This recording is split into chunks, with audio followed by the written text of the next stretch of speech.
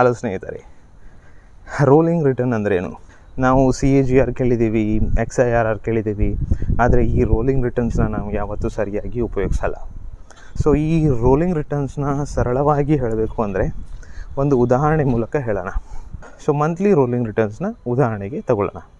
ಇವಾಗ ಒಬ್ಬ ಜಾನ್ವರಿ 1ನೇ ತಾರೀಕು ಇನ್ವೆಸ್ಟ್ ಮಾಡ್ದ ಅಂತ ಆದರೆ ಫೆಬ್ರವರಿ 1ನೇ ತಾರೀಕಿಗೆ ಅವರಿಗೆ ಏನು ರಿಟರ್ನ್ ಸಿಕ್ಕಿದೆ ಅದು 1 ತಿಂಗಳ ಒಂದು ರೋಲ್. ಸೊ 2ನೇ ತಾರೀಕು ಯಾರಾದರೂ ಇನ್ವೆಸ್ಟ್ ಮಾಡಿದರೆ ನೆಕ್ಸ್ಟ್ ಮಂತ್ 2ನೇ ತಾರೀಕಿಗೆ ಏನು ರಿಟರ್ನ್ ಬಂದಿದೆ, ಅದೇ ರೀತಿ 3 ಇಂದ 3, 4ರಿಂದ 4, 5ರಿಂದ 5. ಸೊ ಇದು 1 ಮಂತಿಗೆ ರೋಲ್ ಆಗುತ್ತೆ. 30 ದಿನದ 1 ತಿಂಗಳಾಗಿದ್ದರೆ 30 ದಿನಕ್ಕೂ ಸಹ ರೋಲ್ ಆಗುತ್ತೆ. ಸೊ ಹೀಗೆ ಮಾಡೋದ್ರಿಂದ ನಮಗೆ ಆ ತಿಂಗಳಿನಲ್ಲಿ ಹೈಯೆಸ್ಟ್ ರಿಟರ್ನ್ಸ್ ಏನು ಬಂದಿತ್ತು, ಲೋವೆಸ್ಟ್ ರಿಟರ್ನ್ಸ್ ಏನು ಬಂದಿತ್ತು, ಮೀಡಿಯನ್ ರಿಟರ್ನ್ಸ್ ಏನು ಬಂದಿತ್ತು, 3 ವಿಷಯಗಳು ಸಿಗತ್ತೆ.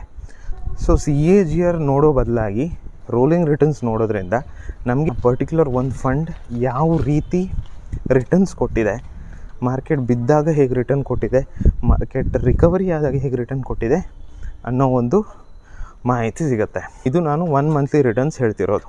ಇದನ್ನು ನಾವು 1 ವರ್ಷಕ್ಕೆ, 2 ವರ್ಷಕ್ಕೆ, 3 ವರ್ಷಕ್ಕೆ, 5 ವರ್ಷಕ್ಕೆ, 10 ವರ್ಷಕ್ಕೂ ಮಾಡ್ಬೋದು. ಈಗ 2 ವರ್ಷಕ್ಕೆ ಮಾಡೋದಂದರೆ 2020 ಜನವರಿಗೆ ಯಾರಾದರೂ ಇನ್ವೆಸ್ಟ್ ಮಾಡಿದರೆ ಜನವರಿ 2022 1ನೇ ತಾರೀಕು, 2ನೇ ತಾರೀಕು, 3ನೇ ತಾರೀಕು ಪೂರ್ತಿ 2 ವರ್ಷಕ್ಕೂ ನಾವು ಪ್ರತಿದಿನದ ರಿಟರ್ನ್ಸ್ ತೆಗೆದಾಗ ಮಾತ್ರ ನಮಗೆ 2 ವರ್ಷದ ರೋಲಿಂಗ್ ರಿಟರ್ನ್ ಸಿಗುತ್ತೆ.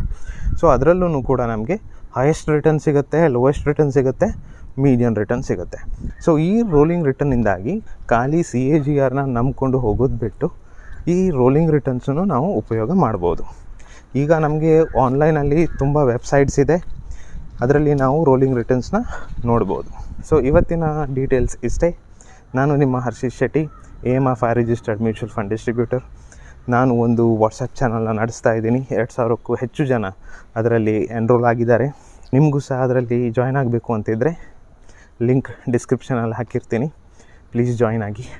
ಈ ವಿಡಿಯೋ ನಿಮಗೆ ಇಷ್ಟ ಆದರೆ ಲೈಕ್ ಕೊಡಿ, ನನ್ನ ಚಾನಲ್ಗೆ ಸಬ್ಸ್ಕ್ರೈಬ್ ಆಗಿ ಹಾಗೂ ಬೆಲ್ ನೋಟಿಫಿಕೇಷನ್ ಒತ್ತಿ. ಧನ್ಯವಾದ.